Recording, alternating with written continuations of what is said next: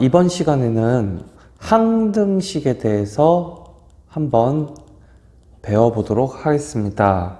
자, 우리가 등식을 뭐로 정의하나요? 바로 등호가 포함된 식이죠. 포함된 식, 이렇게 되죠. 등호는 이렇게 쓰고 영어로는 equal이죠. equal, 그쵸? 그래서 2 플러스 5는 7. 이걸 어떻게 읽어요? 자, 2 플러스 5 equals 7. 이렇게 우리가 읽는 거죠. 자, 어쨌든 등식을 우리가 구분을 해보면은 등호가 들어있는데 이 등호는 두 가지 정도로 우리가 구분할 수 있습니다. 첫 번째는 방정식이고 두 번째는 항등식이라고 우리가 구분을 할 수 있죠. 방정식의 주 목적은 미지수 x의 값을 찾는 거죠. 그리고 이 미지수 x의 값이란 함수로 표현하면 이 x축에 있는 값을 의미하는 거죠. 항등식은 목적이 좀 특별합니다. 바로 개수를 찾는 방법이죠. 이것을 두 가지 목표로 삼고 있습니다. 자, 방정식이라는 것은 미지수 x 값을 구하는데 우리가 목적을 두고 있다고 하면 항등식이라는 것은 개수를 찾는 방법을 우리가 공부하는 것이에요. 자, 개수라는 건 문자 앞에 있는 수를 의미하는 거죠. 숫자. 문자 바로 앞에 있는 숫자가 얼마인지를 우리가 찾는 것을 이 항등식의 개념을 이용해서 우리가 찾을 수가 있습니다. 자, 문제에서 이 문제는 항등식 문제야 라고 알려주는 문제는 하나도 없어요. 자, 그래서 문제에 특별한 특별한 표현들이 들어가면 이 문제는 항등식을 이용하라는 문제이구나 라는 것을 우리가 파악할 수 있어야 합니다. 자, 첫 번째로 들어가는 표현이 x의 값에 상관없이 항상 성립한다. 이런 표현이 들어가 있으면 x의 값에 어떤 수를 집어넣어도 항상 등호 관계는 성립하는구나. 이렇게 우리가 파악할 수 있어야죠. 자, 첫 번째, x의 값에 상관없이. 두 번째는 모든 x에 대해서 항상 성립한다. 자, 이거는 all x죠. 영어로 말하면. 그죠? all about x죠. all about x. 모든 x 값에 대해서 항상 성립한다. 이거 역시 항등식을 나타내는 표현입니다. 세 번째, 인의의 x 값에 대해서 항상 성립한다. 자, 이 부분을 영어로 쓰면 any of x가 이렇게 되겠죠. 자, 또는 any x 이렇게 쓸 수 있겠죠. 자, 어떠한 x 값에 대해서든지 항상 성립한다. x에 무엇이 들어가든지 항상 성립한다는 뜻이고요. 마지막 네 번째는 어떤 x의 값에 따라서 어떤 x의 값에 대해서 항상 성립한다. 이거는 문자 그대로죠. x에 무슨 값을 집어넣어도 전부 다 등식이, 이 등호가 성립한다. 등호를 만족한다. 그리고 우리가 그렇게 생각할 수 있겠죠. 자, 그래서 이 표현은 암기할 필요는 없어요. 왜냐하면 저절로 암기가 되거든요. 우리가 문제를 많이 풀다 보면 이 표현에 대해서 익숙해지게 됩니다. 그러면 이 문제는 항등식을 이용하는 문제구나. 우리가 그렇게 파악을 하면 됩니다. 자, 다시 한번 읽어볼게요. 어떤 값에 상관없이 x의 어떤 값에 상관없이 항상 성립한다. 모든 x에 대해서 항상 성립한다. 임의의 x에 대해서 항상 성립한다. 어떤 x에 대해서도 항상 성립한다. 이런 표현들을 우리가 주의 깊게 봐두면 됩니다. 자, 그러면 우리가 항등식의 성질에 대해서 한번 공부해 보도록 하겠습니다. 항등식의 성질. 자, 우선 어떤 AX라는 식이 있어요. 자, 이 AX라는 기호는 어떻게 해석되냐면, 자, X라는 문자가 들어있는 식이다. 요 정도로 해석을 하면 됩니다. 자, AX라는 것의 기호 해석은 X라는 문자가 들어있는, 자, 우리가 다항식이니까 다항식이다. 요 정도로만 우리가 해석하면 되죠. 그럼 항등식의 정의에 의하면, 자, AX라는 식하고 BX라는 식하고 항상 등호 관계가 항상 성립해야죠. 그럴 경우 요 두 가지의 경우가 항상 성립하는 경우에 대해서 한번 알아볼게요. 첫 번째, AX가 BX라는 식이 되려면 어떤 경우가 특별히 하나 존재하나요? 바로 AX의 값이 0이 되는, 그리고 BX의 값도 0이 되는 이런 경우가 한 가지 존재하겠죠. 둘 다 0이니까 X에 어떤 값을 집어넣어도 이 A하고 B라는 식은 항상 성립하겠죠. 두 번째, A의 AX라는 등식의 형태하고 그 다음 BX라는 등식의 형태하고 두 개가 만약에 똑같다면 그러면 이 두 식은 항상 성립하겠죠. 예를 들면 여기가 AX 플러스 B 이렇게 둬요. 그러면 이쪽 BX도 AX 플러스 B 이런 식으로 우리가 표현할 수 있다고 합시다. 그러면 이 두 개는 항상 X의 값에 무슨 값을 집어넣어도 항상 성립하겠죠. 자, 그래서 첫 번째, 두 식이 0일 경우 항상 성립하고 A 등식의 형태가 같을 경우에도 항상 성립을 하겠죠. 다음 이어서, 자, AX의 값하고 그 다음에 BX의 값하고 항상 똑같다고 하면은 어떻게 계산하든지 어떤 형태의 식을 갖고 있든지 두 개의 결과값이 항상 같다고 하면은 다항식 A하고 다항식 B는 항등식의 관계에 있는 거죠. 예를 들면 여기에 5 빼기 3 이런 식이 있다고 해봐요. 그 다음 여기는 7 빼기 5 이런 식이 있다고 해봐요. 그럼 이 결과값이 뭐예요? 2죠. 여기도 2죠. 그러면 이 5 빼기 3과 7 빼기 5는 항상 같은 어떤 수를 넣든지 항상 우리가 같은 식이라고 항등식의 관계에 있다고 라고 표현할 수 있겠죠. 다음으로 우리가 용어를 한번 알아봅시다. 항등식. 자, 요 용어에 대해서 잠깐 설명을 해주면, 자, 요 항은 항상이라고 할 때 항상이란 뜻이죠. 등은 항상 성립하는, 등은 등식이라는 뜻이죠. 항상 성립하는 등식. 무엇이 성립할까요? 자, A하고 B라는 다항식이 있을 때 이게 항상 성립한다는 얘기죠.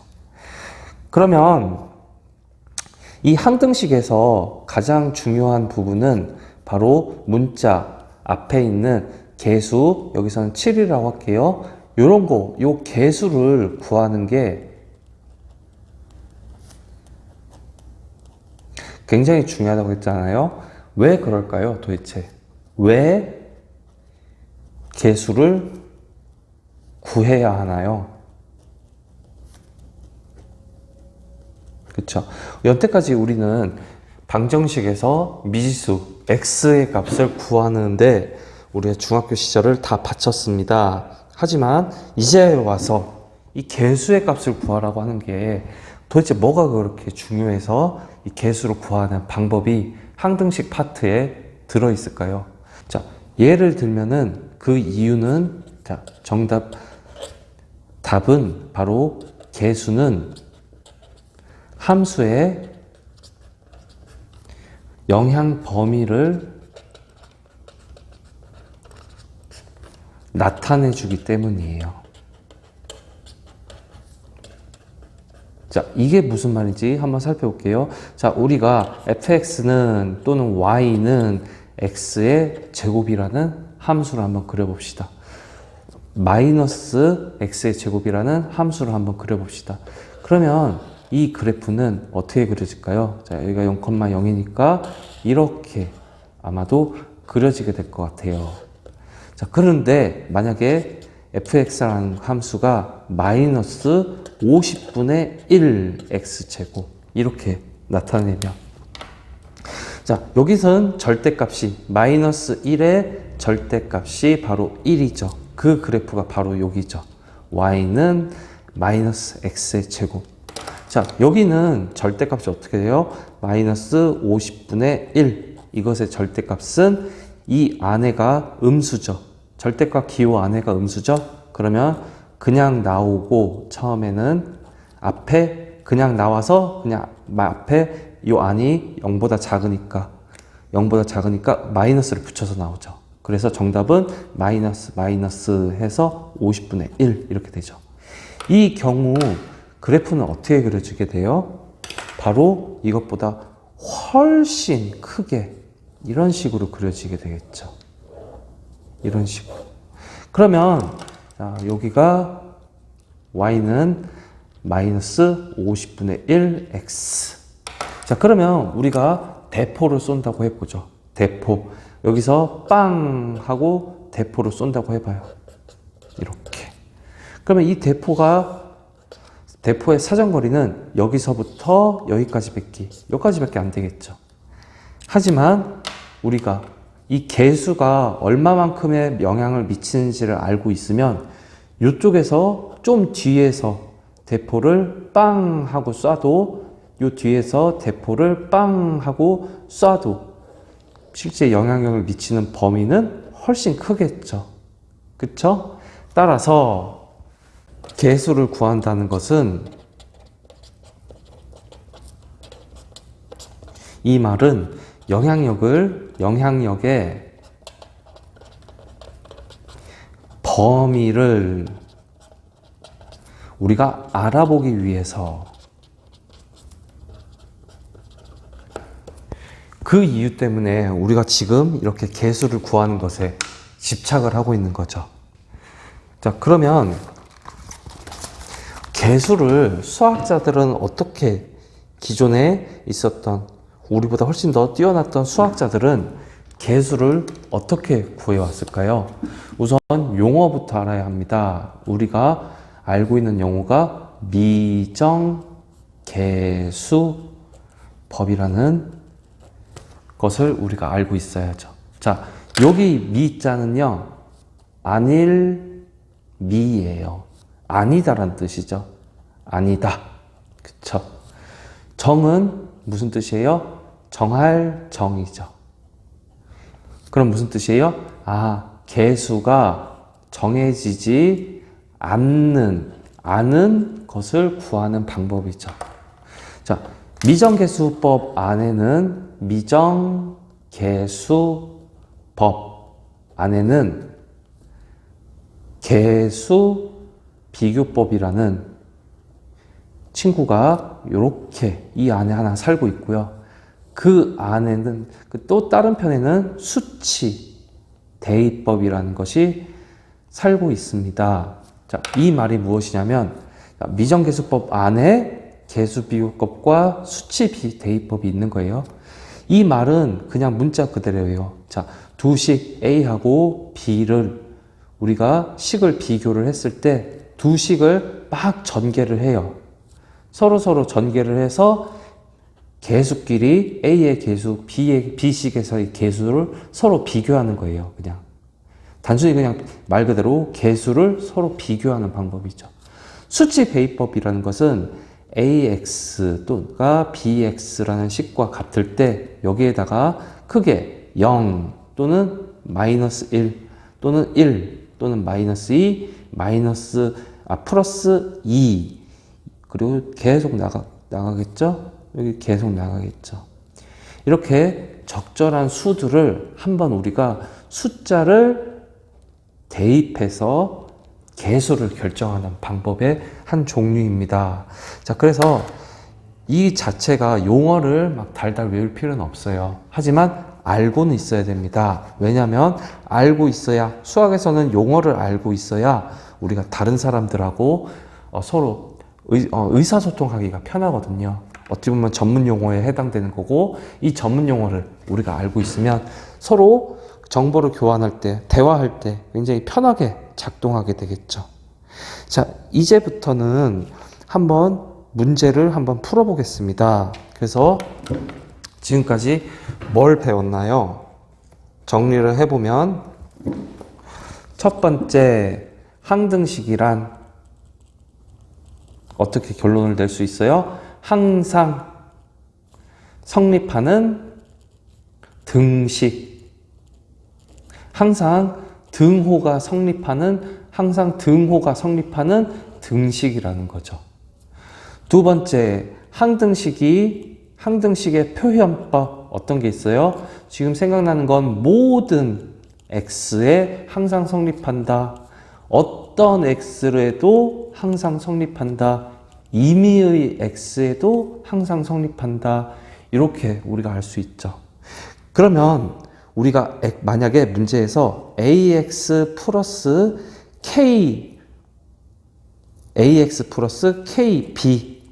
kb는 0 이런 식이 돼 있어요. 문제에서 만약에 k에 대한 항등식이다. k에 상관없이 모든 k에 대해서 어떤 k에 대해서 임의의 k에 대해서 성립한다. 그 말은 무슨 뜻이에요? k 값에 무슨 값을 집어넣어도 무슨 값을 집어넣든 항상 등식은 성립한다는 거죠.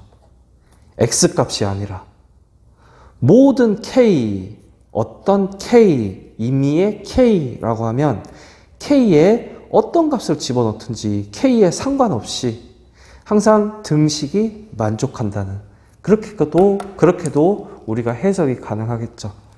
그 다음, 이렇게 항등식을 배우는 목적.